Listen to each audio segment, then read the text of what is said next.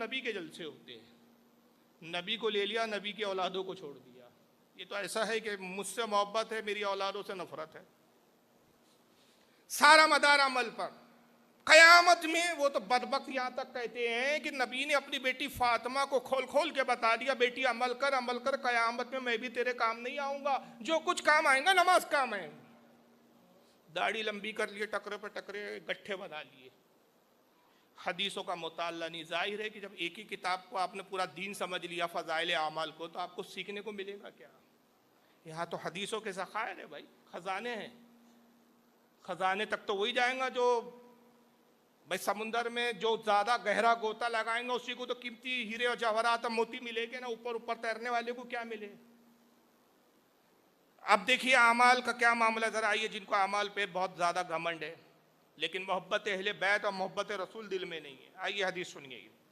अन अब्दुल्लाह इब्न अब्बास रज़ियल्लाहु तआला अन्हुमा अन्ना रसूलुल्लाह सल्लल्लाहु अलैहि वसल्लम क़ाल। हज़रत अब्दुल्लाह इब्न अब्बास रिवायत करते हैं, कहते हैं कि अल्लाह के रसूल सल्लल्लाहु अलैहि वसल्लम ने इरशाद फरमाया, लौ अन्ना रजूलन सफ़ाना बैना रुकन वल मकामी फसल्ला। बहुत शदीद हदीस है भाई। मेरे ख्याल से रसूलुल्लाह ने इतने सख्त तेवर में, शायद ही अहले बैत के हवाले से, दूसरे मामलात में और हदीसें मिल जाएगी इससे सख्त वाली, लेकिन अहले बैत की जब बात हो रही है तो इतना सख्त तेवर शायद ही कहीं इस्तेमाल की हो। ये बिल्कुल सख्त ताकीद है बंदों को, ताकीद है उम्मतियों को। लो अन्ना रजूलन सफ़ाना बैना रुकन वल मकामी फसल्ला, आका ने फरमाया अगर कोई शख्स मकाम इब्राहिम और हजर अस्वद के दरमियान में नमाज पढ़े,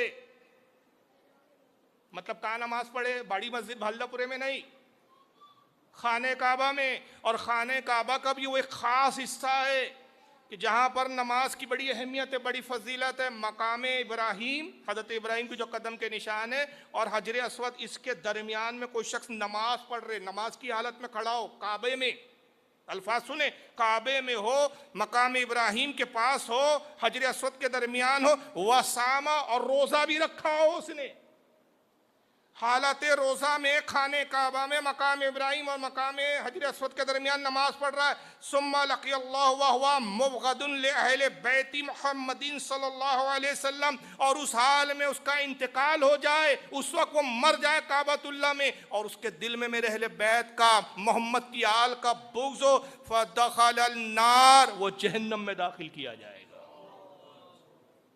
कोई फ़ायदा नहीं भाई साहब। बुग़्ज़ अहले बैत दिल में हो तो काबतुल्लाह की नमाज की हालत में, रोज़े की हालत में मरना काम नहीं दे रहा है, तो ये 40 दिन के चिल्ले तुझे क्या काम देंगे बे? सारा दीन का मदार मोहब्बत रसूल और मोहब्बत अहले बैत और मोहब्बत सहाबा। सहाबा की भी मोहब्बत ज़रूरी है, हम सब की मोहब्बत के कायल है।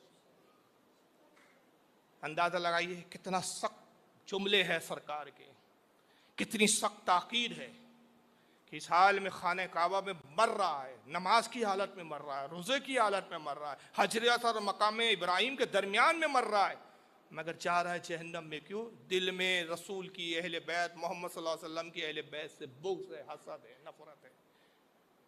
तो अंदाज़ा लगाइए जिन लोगों ने इमाम हुसैन को शहीद किया उनका क्या अंजाम होगा। क्या तो दिल में नफरत हो तो ये हाल है, और जिन्होंने माज़अल्लाह उन नफरतों का इजहार भी किया और करबला में मजलूमाना तौर पर शहीद कर दिया, खानदान ने बैत को उजाड़ दिया, क्या लोग अंजाम उनका।